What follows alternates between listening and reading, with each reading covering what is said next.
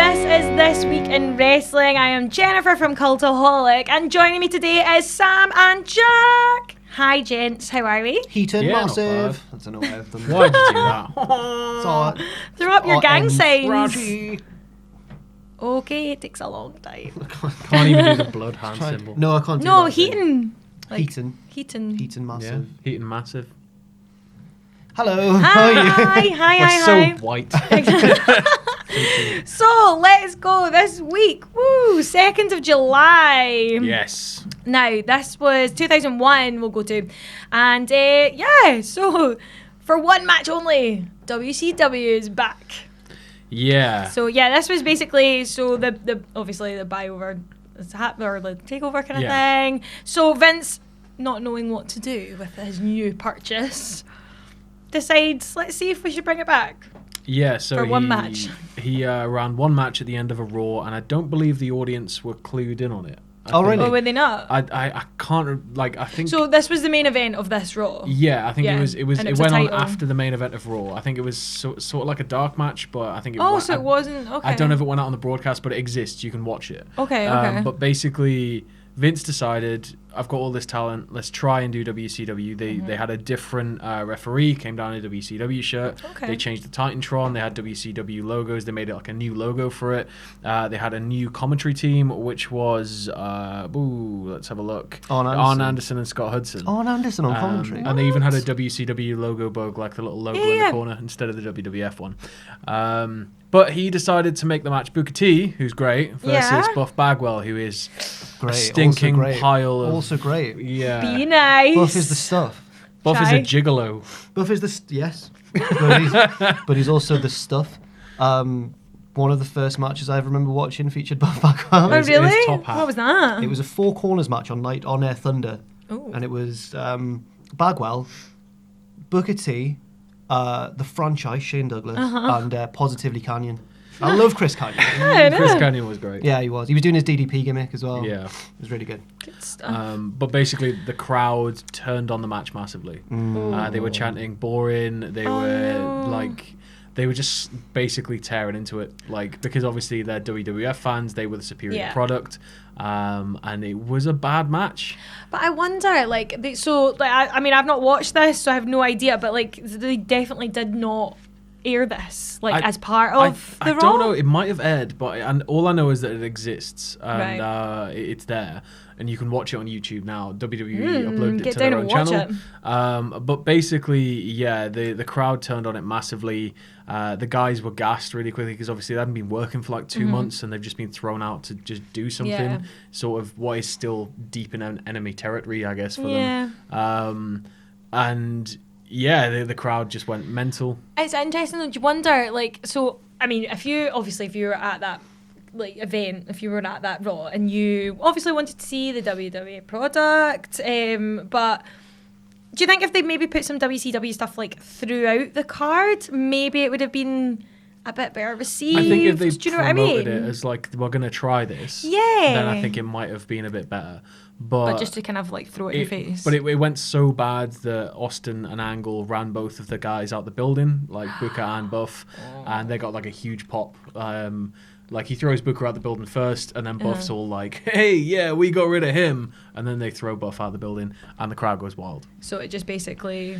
It was like... defecates all over WCW. Yeah. But it was this was going to... Because originally, it was going to be not the invasion, but like Raw and SmackDown, competing brands. Competing brands. And I think this is one of the big reasons. Well, there was talk of making Nitro the secondary show as well. There was one point, apparently, they were going to scrap one of the shows. I'd imagine they'd keep Raw, and then it would be Raw and Nitro. But then it was do we just make them separate brands? Do we launch WCW on its own and have it as a separate product? And then they bought ECW, and then it just became the sort of just integrate it because the fans hated it so much. Fair play. Oh, well. Poor Buff. He deserves so much more. He's Buff. He's got a man called Judy, and then he married a woman called Judy. Did he? Yeah. Oh, I know someone who her boyfriend and her dad were both called Dale. Anyway, yeah. Did they look the same? She's called Jen as well. Shout out Jen if you're watching. Hope you and the Dales are doing well. She's not with Dale anymore. Oh, sorry. Yeah. I hope you're still hanging out with your dad, though. Okay, let's move on though to the 3rd of July, 2006. So it's a Raw, basically, and it's a Raw, the first time in 5 years that we see a title, or the championship, change hands on Raw. Yeah. Under very naughty circumstances. Yeah, so... well, it was like... He was being a really nasty boy. He was a dafty, so he was. RVD, tisk. Yeah. Basically, the reason this happened was because he had been a bad boy the night before, was it? Yeah, so basically he'd won the title from Cena at One Night Stand. It was all handed to him. It was there for him, Rob. Right there. You let us all down. And then he was gifted the ECW championship, so he was ECW and WWE champion. Yep.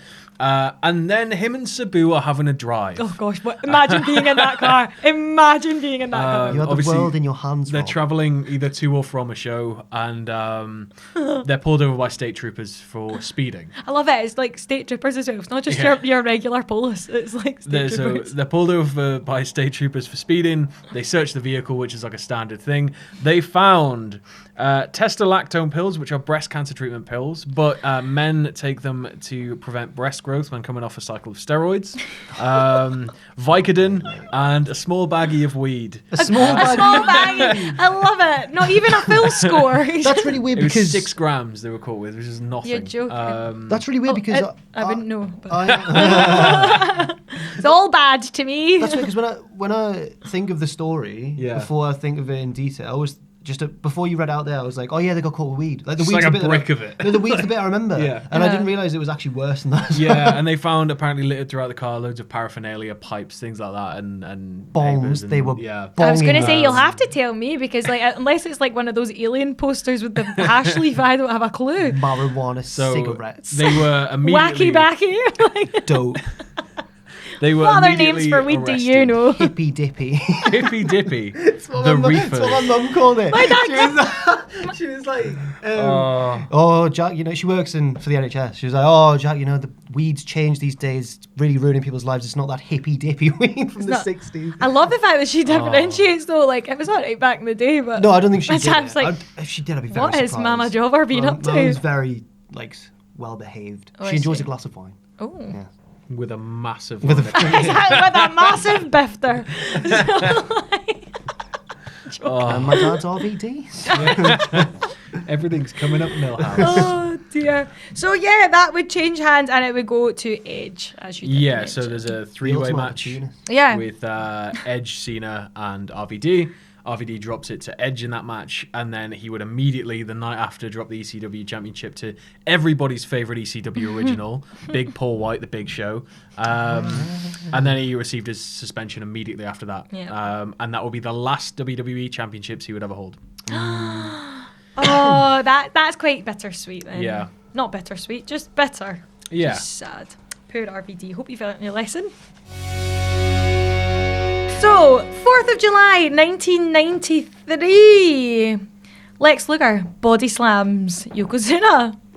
How? Yes. How is this physically possible?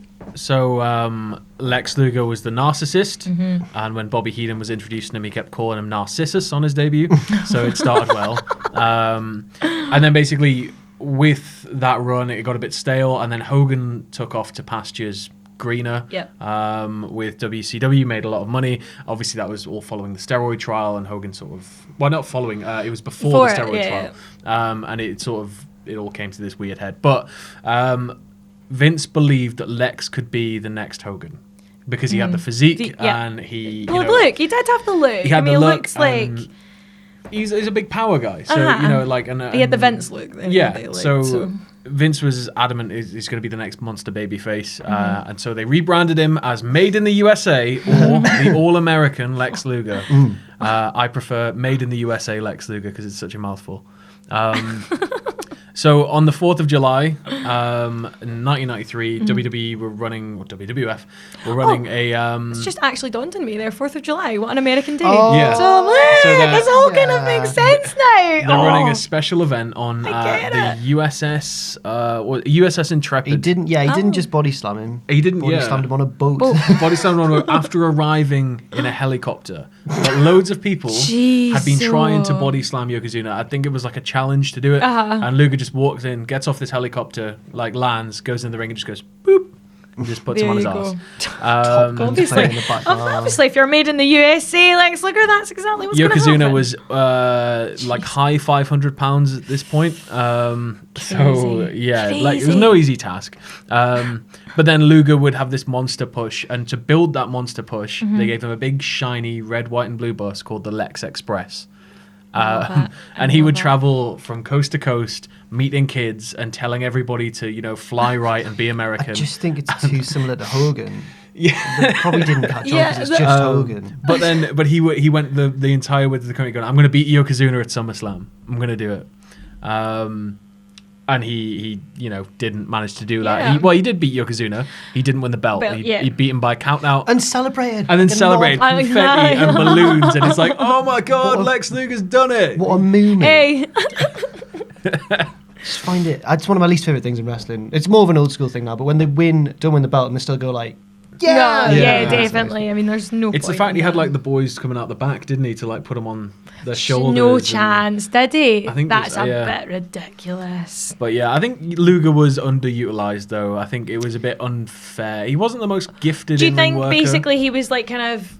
I'm not saying he wasn't ready. I'm not saying that at all. But do you think it may like probably because like Hogan was away, they just were like, oh, panic, find me a superstar, and that he was just thrust. He was just sort of thrust into that spotlight, and I don't think he was ready for that. And I think his in-ring work wasn't fantastic. But I think like had he just had this like all of the right things fallen into place, I think he would have been a much bigger deal than he is. Because then he went to WCW and was completely underutilized there as well. And they just threw him into the NWO after a while, and it was like, yeah, it's Lex Luger. Just join that. Everyone seems to be. So yeah, I do have I'm not a big Lex Luger fan, but I did enjoy when he was tagging with Sting, but he was a heel, and everyone knew he was a heel apart from Sting. And it's when they're walking down the ramp, and he's like, just Sting's like high-fiving kids. Luger's like mugging off the crowd, but whenever Sting looks back, he goes like, yeah! And then he looks back and sees Hey, that's good wrestling. Yeah, like that's good. It's great. Bless.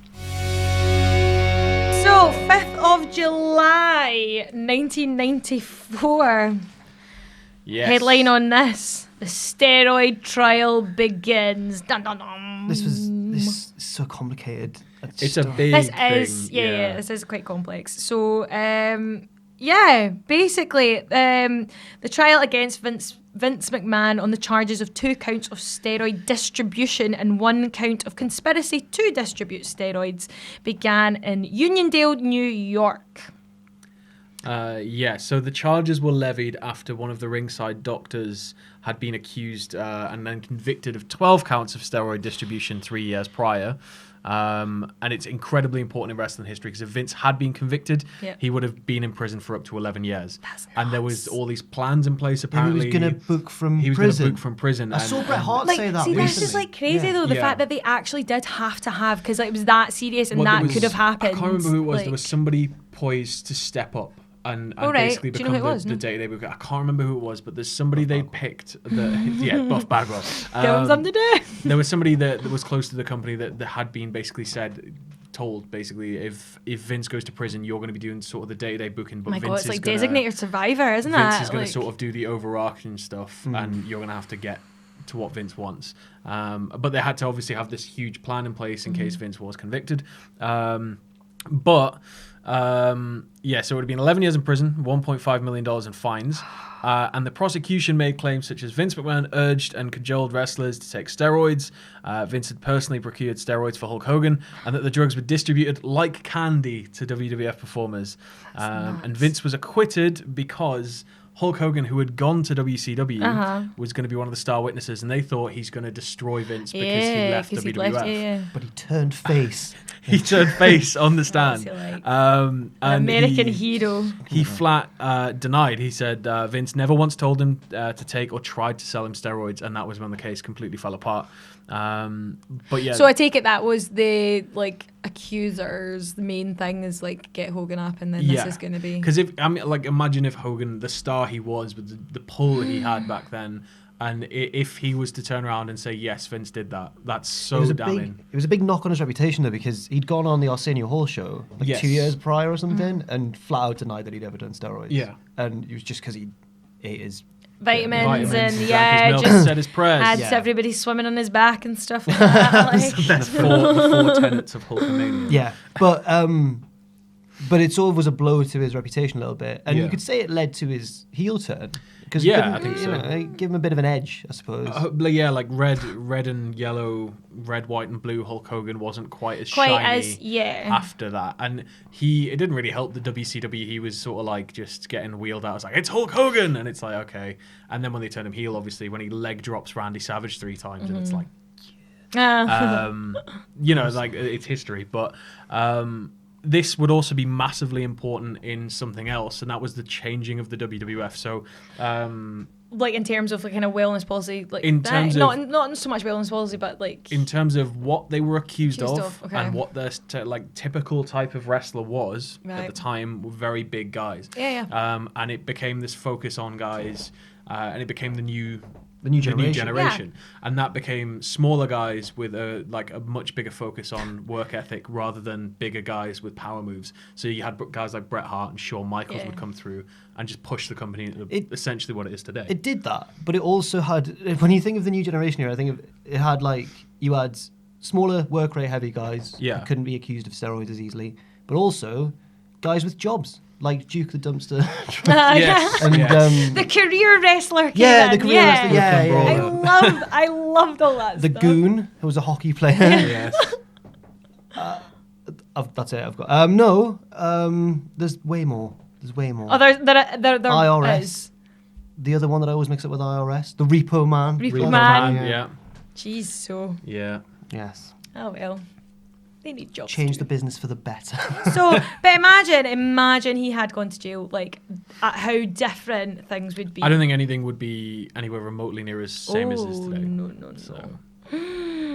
Well, we're glad that didn't happen. So the 6th of July, 1998, we're going to WCW to Big Bill Goldberg. Where he went big. Goldberg. It's Goldberg's first ever big victory. So I've not made a secret of it. I don't watch WCW. And you should be ashamed of yourself. Goodness. No, I just don't I'm just not into it, and I'm not a Goldberg fan. Were you there for Grado's Goldberg entrance? Yeah, I wasn't there, but I was on it. You weren't there? Oh, that's sad. But I thought it was amazing. But so his first big win. Yeah, so on pay-per-view. It wasn't on pay-per-view. It was on Nitro. Was it not? It was on TV. That was the big, free. Big deal. Oh, that was. So this is why it's such a big deal. So basically, on April 13th, 1998, WCW finally lost after their massive run in ratings, and it never quite recovered. They only ever did ratings better once, which was April 27th. And then Raw just consistently beat it after that. And then WCW were obviously starting to panic. The ship was starting to take on water. Oh, this is when it all went a bit Pete Tong, and they were doing all the battle royals. And it was just going mental, absolutely mental at this point. And they realised in order to win, they had to do something massive. And obviously, they still had quite a large fan base. It wasn't quite as drastic as it was going to be 1 year later. And some of the figures, if you go back and look at how many people were attending shows between that 12-month period, are appalling. But then Turner, the Turner Network, who ran Nitro on their programming, they decided they were going to send executives to Nitro to see what was happening because the ratings had dropped. So they panicked. Like when the teacher sits in the other teachers. Yeah. That's when you always know something's going down and you're like, whoa, somebody's in trouble. So why is Mr. Wilson in history? So they decided basically... We have to win in the ratings this week, so we're going to have to give away a pay-per-view quality match for free in the main event. So before they'd even announced the match, they'd sold 30,000 tickets for Nitro. Like, if you think about it, like, Raw will draw maybe 11, 12,000 people every week. That's how big wrestling was in the late 90s. Like, 30,000 people for TV. Like, it's mental. And then it went up to something like 46 when they announced the match. And obviously Hogan was the champion. Goldberg was coming in as this hungry competitor. He was undefeated streak. So it was like, are they going to actually do it? Yeah. Is he going to go like weird? Is it going to be a schmoz or what? And then Goldberg went over, winning his first ever WCW World Heavyweight Championship. Crowd goes wild. And they beat them in the ratings. It's like, was it in Atlanta as well? It was like the Heartland of WCW. Heartland. It was in the Georgia Dome. Yeah. And he picks him up and Heenan's on commentary going mental. It's like, this place is going to go crazy. It's just like pure, like just wrestling at its like most simple. So like, obviously they won the ratings. Yeah. In this, but then what? Like, how did it go after that?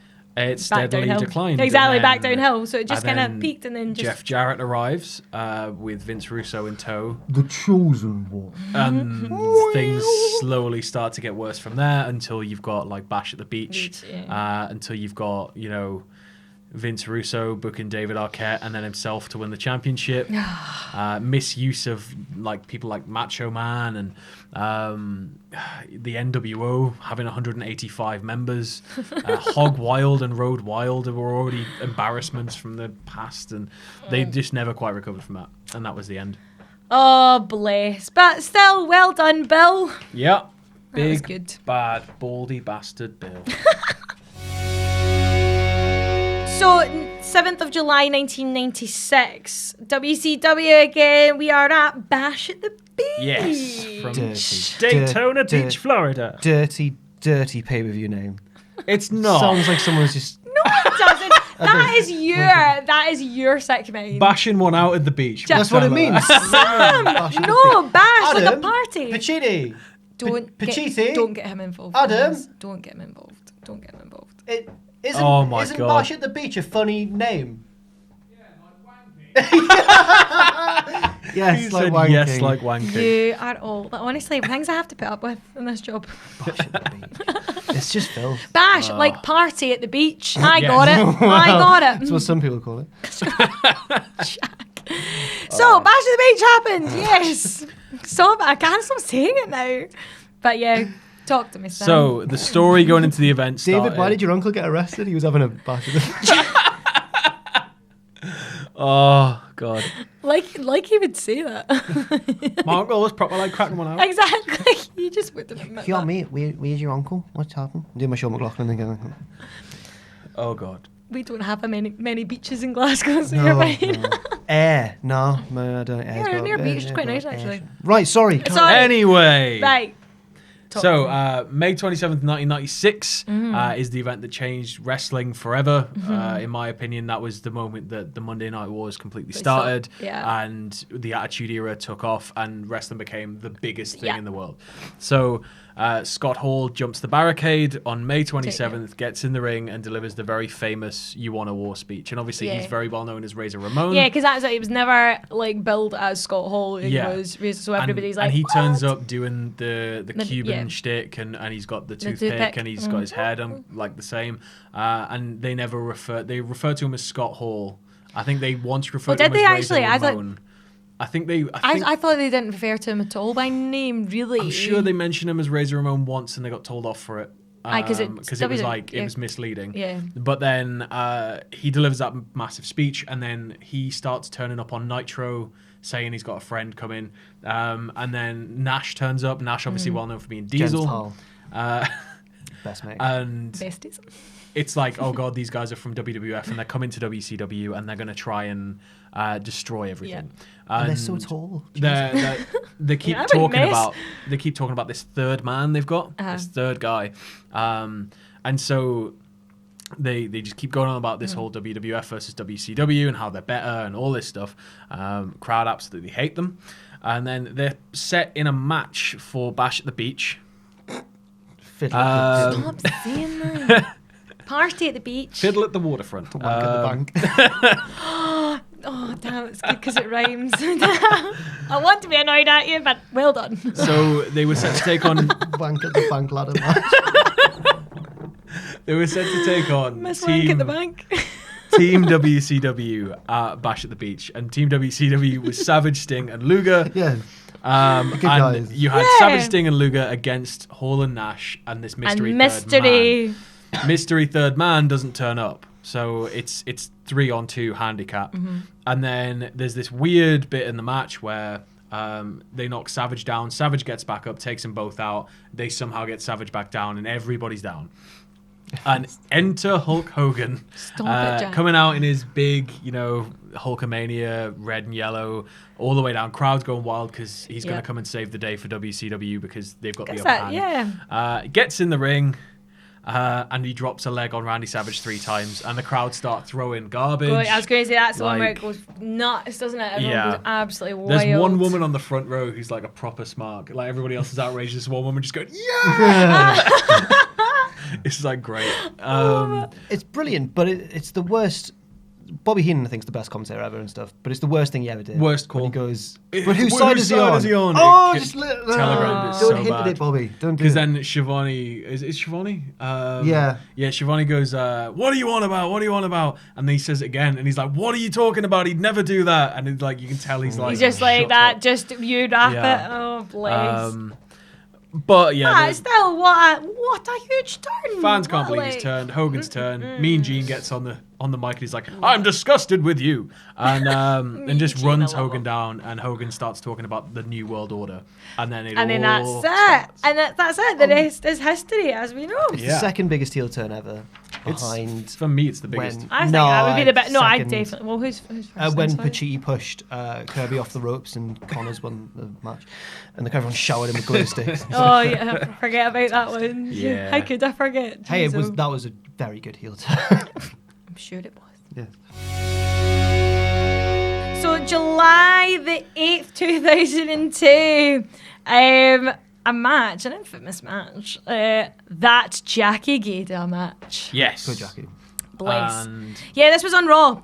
So an episode of Raw, and it was a match between. So it was a mixed tag, and it was Trish Stratus and Bradshaw against Jackie Gator and Chris Nowitzki. There you go. And it's regarded as the worst match ever. Yeah, worst. Well, in WWE history anyway. So, yeah, I've not seen it. This is a theme of this episode. It's terrifying. Like, she nearly hurts herself. About 12 times. Lands on her neck a lot. Yeah. Oh, really? She just wasn't ready. She was a tough enough winner. It was tough enough season 3. Yeah, because she win tough enough. She was a Did she win or it? something. I think she was in tough enough. Justice for Carmella de Caesar. But basically, the match gets to about a minute in, and it's been fine to that point. There's been 1 or 2 little spots, like a Trish crossbody and stuff. Yep. And then Jackie botches one thing, and then you can just tell her confidence is completely gone. Oh no, bless and the crowd start to turn rapidly because it's like one botch after the other. She falls into the ropes at one point. A young Matthews just sat up in bed. Yeah, like, it's literally Matthews' biggest wet dream. Yeah, so the crowd are massively unforgiving, and it only gets worse. There's a point where she goes to jump on Bradshaw's back in order to distract her from attacking Nowitzki. And obviously she's going to jump on his back and put her arms like over his face. She jumps and sort of slips down and gets one foot on the floor, and Bradshaw just picks her up, slides her onto his back, and just rolls his eyes. And then he's like, oh, well, I can't do this. And he just throws her off and goes and tags Trish. And then, I've not watched that. That. And then the match ends very quickly after that, and Trish, you can tell, starts laying it in because like she's nearly dropped Trish a couple of times. Yeah, she's nearly injured Trish. And Trish starts laying it in bad, and then it's like 1, 2, 3, and JR just goes like, this is like silence, and JR just goes, mercifully, it's over. I've heard that. And then, but wasn't. Like, what are you saying? No, I was going to go on to the next bit. I was because that's what I do know this Raw for. Because obviously it wasn't the first thing that happened on this Raw, so I'll let you. But this is just what I know of this Raw for. I didn't know it was like obviously that thing, but this story. My pal, Big Kevin Nash. Big Kev, yeah, Big Dirty Kev. And he gets his regular slagging about tearing his quads. It happened this day. Oh, it actually happened. It was this day. It's that he tripped over. Bless him. He tripped over Booker T. And tore his quad. It's not even. I don't know why it's Nash who gets all the quad stick. Because you get Trips and Vince have done it. Yeah. Vince should be the one. Triple H did it, but Vince did it getting into the ring. Yeah. Triple H did it, but it was like cool because he like battled through and finished the match and then recovered and stuff. Whereas poor Kevin Nash. But he does get all the abuse for it, bless. Well, he was out till April, and because Hall had been released like a couple of weeks earlier or a month earlier or something, that was the absolute definitive end of NWO in WWE. That was the end. Until they came back and ruined Sting versus Triple H. Kevin Nash was ruined for me when we saw him at WrestleCon because he was so tall. No, because he was wearing Crocs, and I was just like, a lot of Americans wear Crocs. I'll never understand. At least they were black. Did he have any of the wee sticker things in it? I don't know. You know, you get the wee pins to pop Should have in gone them. up. Sorry, Kev. Can I just check your exactly? Crocs? One moment, please. Oh, I thought you meant were they knockoffs? Did they have the Crocs? No, I've not. Do you get them off the back of the van? I've never met El him. Hebner selling Crocs out the back. I didn't talk to him. He just walked past slowly, and I was like, yeah. Bless. Lovely guy. You should speak to him next time you see him. Just like, I loved you in Magic Mike. And then just start like rubbing yourself. I've heard that he's in Magic Mike. Big fan. So July 8th, 2005. Oh, I don't like these. You're lost. It's fine. No, but they upset me greatly. But this is known as the biggest mass firing in WWE on this day in 2005. I mean, it's grim. There's actually so many. There's some top lads in here and lasses as well. Yeah. There's some top names. Well, we just run through them. So because it's grim. Straight off the bat, we've got two of my boys. Two of your boys, aye. Yeah. So it's important to note, first set were fired, second set were told their contracts weren't going to be renewed. Okay. Right, okay, sorry. So Yeah. So fired means dismissed instantly. Yeah. Contract renewed. You got to wait, exactly. But so anyway, so this was get out the building right now. So you have Mark Jindrak. Boy, Jindrak. Love Jinders. Jindrak Mahal. It's not Jinders. Jinders. He's just great. Just brilliant. Well, he was escorted from the building that day. Yeah, Maven. Big in Mexico. Oh, Maven. I'll never forget him kicking the Undertaker. Brilliant. And then having Undertaker just get back in the ring and be like, yeah, I'm not but exactly. Wasn't fair on Maven. Shannon Moore. Maven's entrance music was sick. Stop, I'm moving on. Right. Shannon Moore. Mike Shannon as well, he's good. Yeah, James Young, Akio. Yeah. Oh, Jamie Son from the Young Dragons. Yeah. Oh, the Young Dragons in WCW. They were trash, but it was funny. It was good. David Heath, the Gangrel. Gangrel rules. Yes, Gangrel rules. Billy Kidman. Spike Dudley, Kevin Fertig, Kevin Thorne, yeah. I really was never a fan of him. I know his sister girlfriend.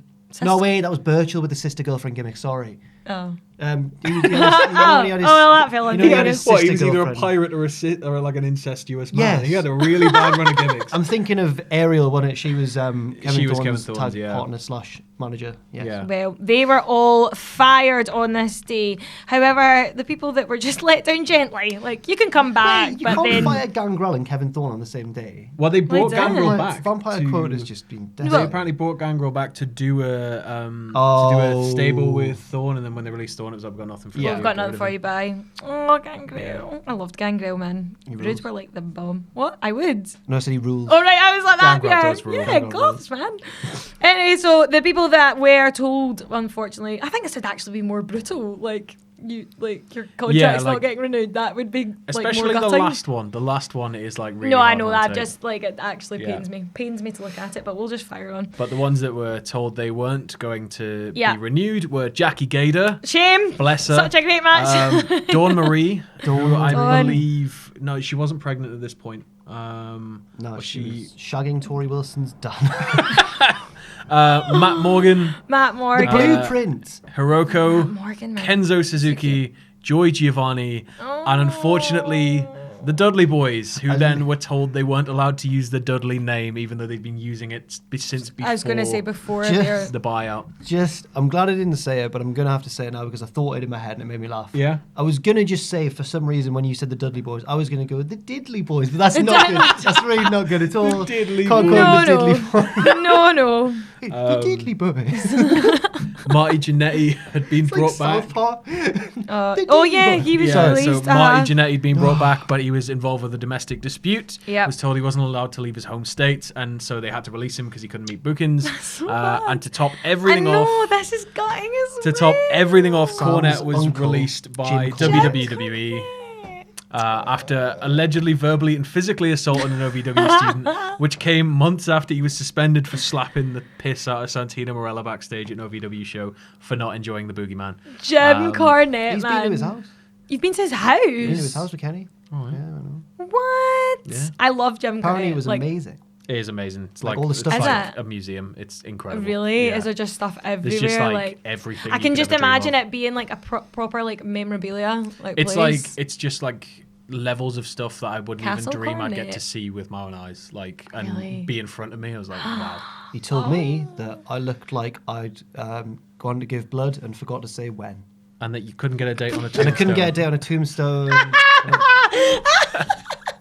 What? I'm not really accurate. I told my mum that. I'm not saying that about you, but I'm sorry, that is such a good line. You couldn't get a date on a tombstone. Perfect. See, you did that. Girlfriend.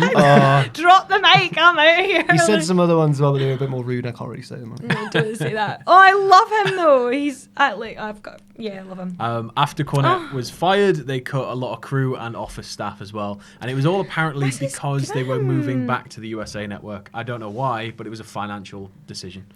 But like at this time, there wasn't like kind of notable troubles. I think it was just basically trimming the fat and basically like slimming everything down and going like, we need a new product and it needs to be a lot more focused. But then after all of that, and after everybody being fired, everybody's favourite refs, the Hebners, they were caught selling Hookie John Cena merch out the back of a van. That's legit one of my favourite things in the world. The fact at a flea market. El Hebner down the barras. You'll only get that if you're Scottish. But just down the back, exactly. Like, never give up. Well, he wasn't doing that. But so like hustle, loyalty, and wrestling. Just really just spelt differently. Do Respect. you want a wristband? I think that is just legit the funniest thing ever. Yeah, they were caught selling Hookie merch and told to get out. I really want to know who caught them. I know, I just don't. In my mind, it's JR. JR's just a flea market somewhere. Sad day. At least we can laugh. So before we get to birthdays, we do have deaths this week, sadly. Yes. So they're both on July the 4th, actually. Yes. So yeah, that's a sad one. Joey Marella, who... Oh, this is a sad story. Yeah, it is really sad. He was the adopted son, of Gorilla Monsoon. He died in a car accident. On the New Jersey Turnpike. He was a ref, wasn't he? Yeah, coming back from a taping. He just taped and died on the way home. Was he the ref for the excellent Steamboat Savage match at WrestleMania 3? I think he might have been. There was a notable ref in that match, and apparently the ref puts on a really good performance as well. Yeah. And it may have been him, but I don't know if it was or not. Just so sad. Yeah, it's very sad. And then on July 4th, 1988, we also lost ADRIAN ADONIS. Bit of like a... it wouldn't work these days because it was a bit... Sort of, he was a heel because he was playing off. Yes, he was playing off of stereotypes and homophobia. No. But he was good at it. Yeah, and like back then it was like I think it's sort of like the same thing that why Goldust got a lot of like heat for being. It was like Goldust, It was. I mean, it wasn't nearly as wacky, wild. Have you seen? But it was the flamboyancy. He was like, but like Goldust was more like twisted. Yeah. Do you know what I mean? That's kind of what that's what appealed to me more about Goldust. The fact that I was just like, you're unhinged, mate. Like, not anything to do with that. Just on the topic of like very flamboyant wrestlers, have you seen Progress did a show based around? It was meant to be set in the 70s. Oh my gosh, yes, I loved it. See Jack Sexsmith? Yeah. He came out like a peacock, and he was wrestling Havoc, and Jimmy Havoc's name was Jizzy Jizzball. He came out and bit the head off a chicken. Jizzy Jizzball. Love it. I actually see that progress show. I think that is like such an amazing. I've not seen the show, but I just think what a fun concept. But yeah, Jizzy Jizzball is definitely a shoe-in for Wank in the Bank. Yeah. They've hinted at doing an 80s themed one to follow it up, and I really want them to do that. That would be very cool. I would love to see that. No, like total props to Progress for that. They just had like Chris Ridgway, who's like a legit MMA guy. I know, like come out with this like full like the black belt. I know. I loved it. So good, so good. But we do have birthdays. Hooray. Yes, yeah, we do. We've got loads. Loads. So we'll rattle through them. So 2nd of July, happy birthday to Little Nate. Little Nate. Charles Robinson. Get your Hoover out. He hoovers the ring. He does hoover the ring. He's also head of the ring crew. What a sad job. No, he's lovely. Do you know, I remember... You met him? I have met him, right? Like, I just said hello. I've not actually... He didn't really interact with me. But I remember it was when WWE were up in Glasgow for a house show. And he came out, like, Rads, and obviously all the fans are sitting there pure, like, desperate for someone to come out. And he literally just strolled out, flicked the blonde hair back. And he was like... Like, it stopped, and then people were like, we should probably go over and say hi. So, like, people went over, and he was like, hey, guys, hey. Like, and it just made me like, you are the bomb. I love you. I like how they let him referee Michaels and Flair. Flair's last match. Yeah. Because he's such a big Flair fan. And also, I like the time when he ran down the really long ramp. Yeah. And also, I like the whole origin of the Little Nate thing where they had him with the little robe. I love it. So happy birthday. We've also got a huge birthday today. Bret Hart. Ooh. Yeah. Yes. I don't know what age he is, but like, yeah, Bret Hart, happy birthday. And another one, Scotty Too Hottie. The better I was going to say everybody's favourite Too Cool. Better. Everybody's I really favourite like Too Scotty Cool. Too Hottie. So Seems like a do I. nice guy. So that, like, He's a firefighter now. Is he still a firefighter? I thought you were going to say that. No, I think that's so wrong. cool. No, I think that's so cool. Like, I think he might. How dare he be out there fighting fires when he could be entertaining us with the worm? Exactly. Jesus. Exactly. How dare you? There's a fire. Saving lives. Help, save me. I've just got to. I'll just worm over it one moment. I'll just like. Imagine that's how he puts it out. Just that's it. Compressing the fire. The whole with the new worm. stop, drop, and roll. He's just worm. It's not a move to do it. So happy birthday, Scotty Too Hottie. 4th of July. Oh, there's no thirds. 4th of July though. Barry Windham. Big Barry. Yeah. Big Bazza. Yeah, uncle of Bray Wyatt and Bo Dallas. NWA guy. Also WWE guy, but NWA guy. Yep. So happy birthday. 5th of July, we have... I love him. He's the best. He's the best. Right, so Adam Cole, baby. The nicest guy as well. Right, see, this is the thing. Oh, like, you hate him? Okay. I don't hate him. I don't hate him at all. But it's just that totally. Don't say that. Why am I looking? But like, I genuinely, it's that smarmy character. I'm just like. Yeah, but he's different in real life. Yeah. No, I know, but then of course BB like me, I just can't get on board with like a total smarm. But I still wish him a happy birthday. Like Shawn Michaels. Oh, you don't like He Shawn Michaels? He even looks a little bit like Shawn Michaels. He does look a bit like Shawn Michaels. Maybe that's why. Maybe I'm just holding on to this residual hate. PWG, when the wrestlers used to do commentary for it and stuff, and they used to rip on each other all the time. There was a joke that Adam Cole had a rubbish body. They were like, look at him. Yeah, they used to call him fat because he came to the ring and he was waiting for somebody to come out. So always during a match, he put a chair down to sit on it, and the chair I think had been used. So the leg was wonky and the chair broke when he sat on it. He's so fat. He's so fat, and they would like rip him for being fat, even though he's like a stick. He also did. He was wrestling against Cedric Alexander, and it was a risque joke. But he got the ring announcer to read out a personalised like ring announcement. Right. He's like, this is Adam Cole, blah blah. He's the best. He's definitely better than ACH. I mean Cedric Alexander. The crowd all go like. The crowd all start chanting, "That's just racist." And then he goes, read the next bit, and the ring announcer goes, everyone chanting about how racist that was. Genius. Yeah. Okay, that's smart. Well, happy birthday, Adam Cole. Happy birthday as well to Hillbilly Jim. Yep. And to Jerry Sags. That was the 5th. 6th one of the nasty boys. Yes. Nasty people in real life, apparently. No. Oh, really? Yeah. Oh. Bless. I was a Brian Knobs person anyway. Right, so... I'm joking. Nasty boys, no way. So, 6th of July, Vincent McMahon Sr. Yes. Jeez, happy birthday. That's a big one. That's a big one. The guy that pushed for wrestling to be televised. Yeah. Big time. So totally, really but not happy. Probably wouldn't be happy with the way that his son is running it now.